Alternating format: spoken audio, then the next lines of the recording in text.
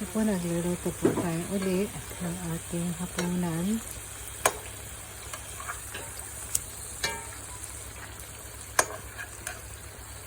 Isda. Bira po tayo makakain ng isda dito dahil matumal po. Kaya kain po tayo ng isda. Thank you Lord for the isda. Thank you po for watching. God bless everyone. Luto po tayo ng rice chicken. Ito pa ay niluluto po ng aking bunso. Siya po magluluto ngayon. Hinagad ko lang po siya. Ayan. Rice chicken, ayan. Thank you po. Ayan, medyo na po. Luto na po ang ating carrots. At sa celery, ilagay po natin ang cabbage na. Lagyan po natin ang ating carrots. Ito, masalantin.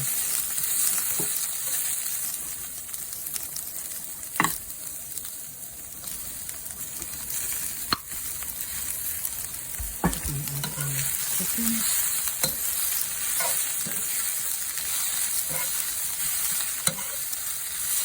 Pagdating sa ito. Ayan, medyo na po. Luto na po ang ating carrots. At sa celery, ilagay po natin ang cabbage na.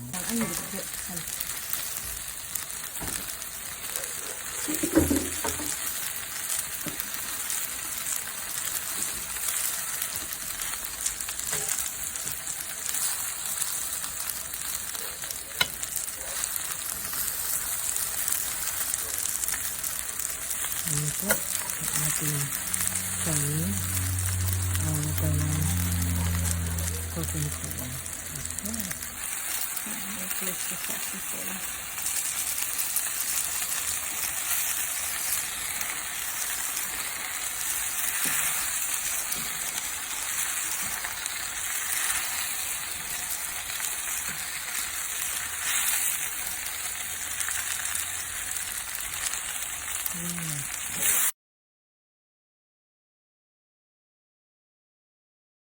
Not very good. Gumawa po ako ng paprika fruit salad. Yan, kakaiba po yan. Pero masarap siya. Kasi mainit. Kailangan po natin lagay sa ating refrigerator. Sarap po yan. Not very good. Gumawa po ako ng paprika fruit salad. Yan, kakaiba po yan. Pero masarap.